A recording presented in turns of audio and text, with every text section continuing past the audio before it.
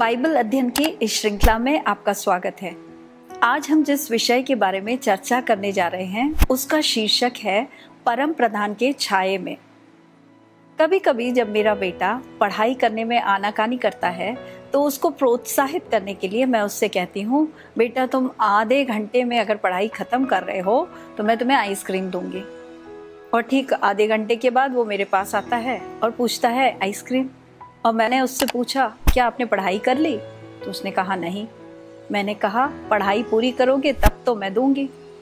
ये जैसे मेरे बेटे का रवैया होता है, ऐसे ही विश्वासी लोग भी होते हैं। प्रायः परमेश्वर के अनेक वादे वचन के अंदर होते हैं, लेकिन हम क्या करते हैं, वो भाग जो हमें अच्छा लगता है हम उसको स्वीकार करते हैं और जो भाग हमें अच्छा नहीं लगता उसे हम जैसे नज़रअंदाज करते हैं। उदाहरण के लिए अगर हम व्यवस्था विवरण की पुस्तक 28 देखें तो उसमें परमेश्वर के अनुग्रह की एक सूची है। आइए हम उसे पढ़ें। व्यवस्था विवरण 28 का 3 से। धन्य है तू नगर में, धन्य है तू खेत में, धन्य है तेरी संतान और तेरी भूमि की उपज। धन्य है तू भीतर आते समय और धन्य है तू बाहर जाते समय। यहोवा तुझको पूंछ नहीं सिर ही ठहराएगा, तू नीचे नहीं तू ऊपर ही रहेगा।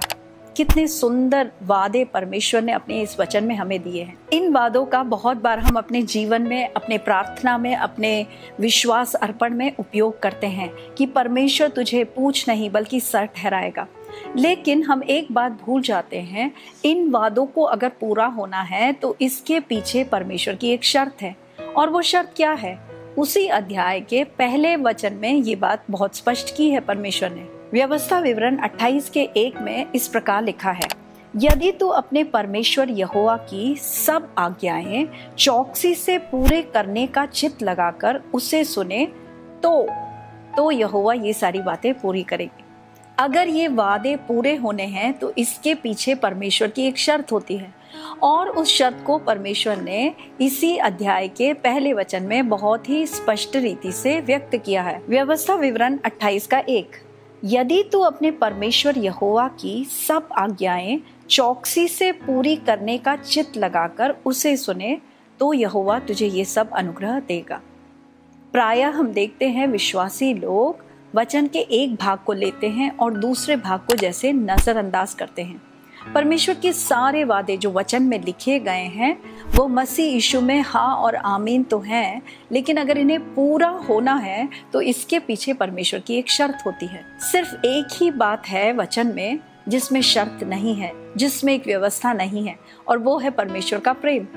अगर यिर्मयाह की पुस्तक हम पढ़ें, उसके 31 के 3 में इस प्रकार लिखा है, मैं तुझसे सदा प्रेम रखता आया हूँ। परमेश्वर का प्रेम युगान युग का प्रेम है। परमेश्वर का प्रेम सदा बना रहने वाला प्रेम है। हम कितनी भी गंदगी में पड़े हों, हम कितनी भी पाप के दलदल में लिपटे हुए हों, लेकिन परमेश्वर वहाँ से हमें बचाने के लिए तैयार है। वो हमसे अनंत प्रेम करता है और परमेश्वर के प्रेम में कोई व्यवस्था या कोई शर्त नहीं होती। उसके अलावा परमेश्वर के सारे वादों में परमेश्वर एक शर्त रखते हैं, और अगर हम उस शर्त को पूरा ना करें तो वो वादा हमारे जीवन में पूरा नहीं हो पाता। आज मैं आपसे जिस बात की चर्चा करने जा रही हूँ वह परमेश्वर के एक ऐसे वादे के बारे में है जो इन दिनों में विश्वासियों ने शायद सबसे अधिक उपयोग किया होगा। यह कोविड का समय है और हम लोग सब ने किसी न किसी समय भजन संहिता 91 का उपयोग किया होगा, और वो वचन कितना हमारे मन में आश्वासन और सुरक्षा देता है। आइए हम उस वचन को पढ़ें। भजन संहिता 91 3 से, वह तुझे बहेलिये के जाल से और महामारी से बचाएगा, वह तुझे पंखों की आड़ में ले लेगा। तेरे निकट 1000 और तेरे दाहिनी ओर 10,000 गिरेंगे, परंतु वह तेरे पास ना आएगा। कोई विपत्ति तुझ पर ना पड़ेगी और ना कोई दुख तेरे डेरे के निकट आएगा। कितने ही सुंदर वादे परमेश्वर ने दिए हैं, लेकिन ये वादे अपने आप पूरे नहीं होते। उसमें परमेश्वर की एक प्रत्येक शर्त है, और वह वादा क्या है? उसी भजन संहिता के पहले वचन में परमेश्वर ने वह स्पष्ट किया है।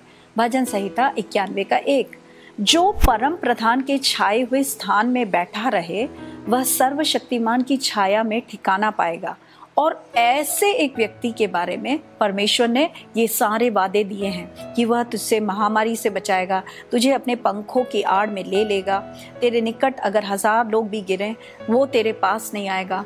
इन सारे वादों के लिए परमेश्वर की एक व्यवस्था है, परमेश्वर की एक शर्त है, और वो शर्त क्या है कि हम परम प्रधान के छाये में बने रहें। इस बात को दर्शाने के लिए मैं एक रेखा चित्र बनाना चाहूंगी।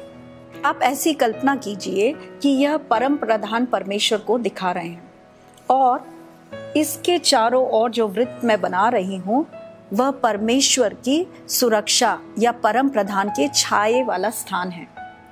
इस स्थान के अंदर जो व्यक्ति रुका रहेगा वो सुरक्षित होगा और परमेश्वर की यह इच्छा है कि हम इस स्थान पे बने रहें।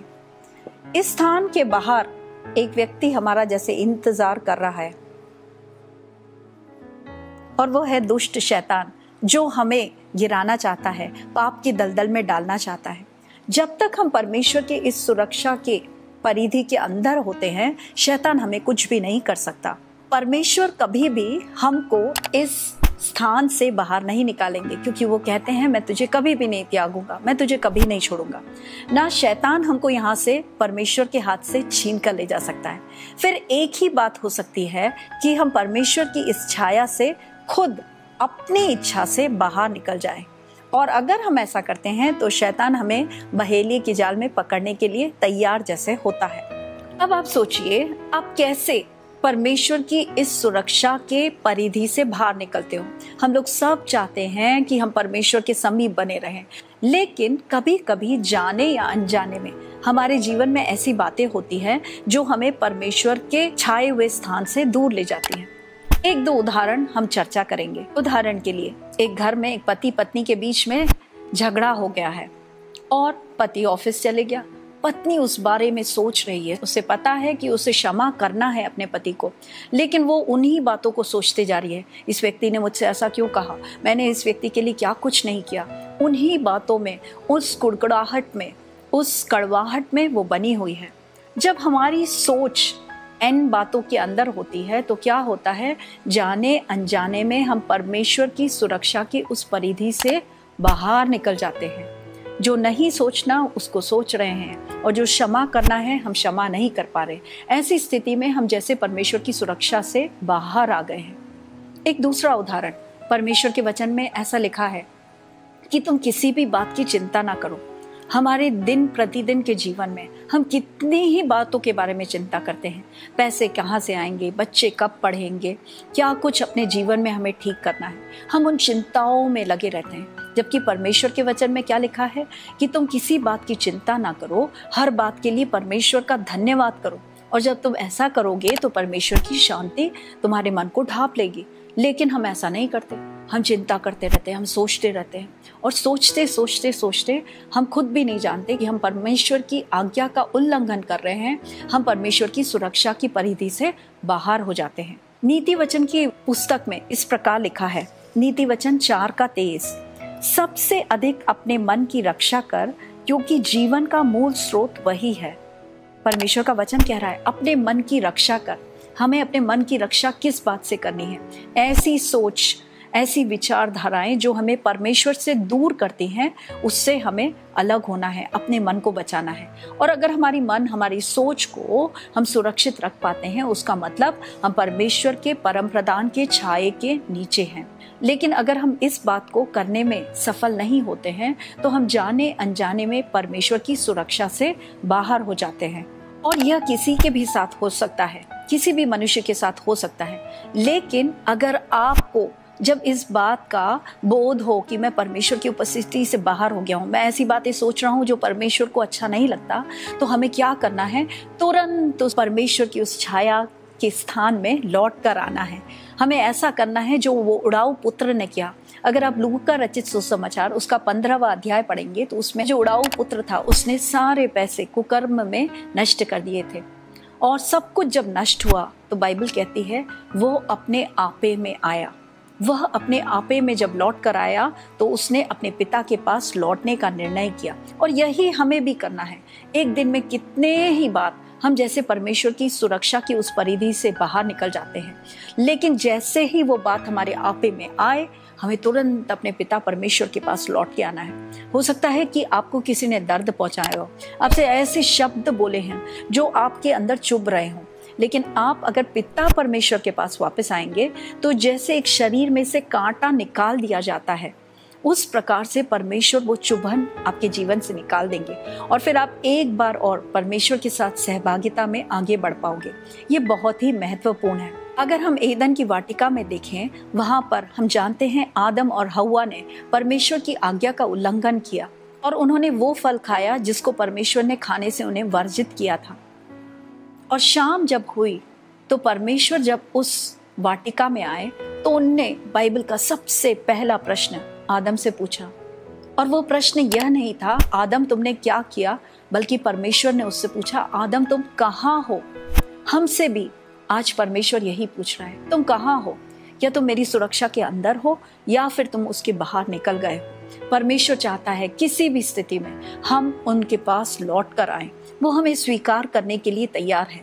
ये हमारे जीवन में बहुत ही आवश्यक है। सरल भाषा में कहा जाए तो ये कोविड का समय है, और कोविड के समय हम जिन बातों का ध्यान रखते हैं, अगर हम अभी भी रखें तो वो हमें आत्मिक रीति से भी सुरक्षित करेगा। उदाहरण के लिए कोविड के समय हमसे कहा गया आप अपने घर में ही रहिए। यही बात आप आत्मिक जीवन के बारे में भी सोचिए। आप परमेश्वर के परम प्रधान के छाया में बने रहिए। दूसरी बात, लोगों से दूरी बनाए रखें, और यही बात शैतान से हम दूरी बनाए रखें, उसके समीप ना जाएं, सोशल डिस्टेंसिंग लगातार फॉलो करें। और तीसरी बात, अगर हम बाहर गए हैं तो तुरंत अपने हाथों को धो लें। उसी प्रकार अगर आपके जीवन में कोई पाप हो गया है, आप परमेश्वर से अलग हो गए हो, तो उस पाप का अंगीकार करके आप तुरंत अपने हृदय को परमेश्वर के लहू से धोकर आप परमेश्वर की उपस्थिति में लौट आओ। ये बातें हमारे जीवन में हमें बहुत आशीषित करेंगी। हर दिन कितने ही बार हमें अपने जीवन को टटोल के देखना है, क्या मैं परमेश्वर की सुरक्षा के स्थान में हूँ या क्या मैं बाहर निकल गया हूँ? क्योंकि वचन इस प्रकार कहता है, जो परम प्रधान की छाया में बना रहे उसके जीवन में अनेक अनुग्रह, अनेक वादे परमेश्वर देना चाहता है। परमेश्वर इन वचनों के द्वारा आपको अनुग्रहित करे। धन्यवाद।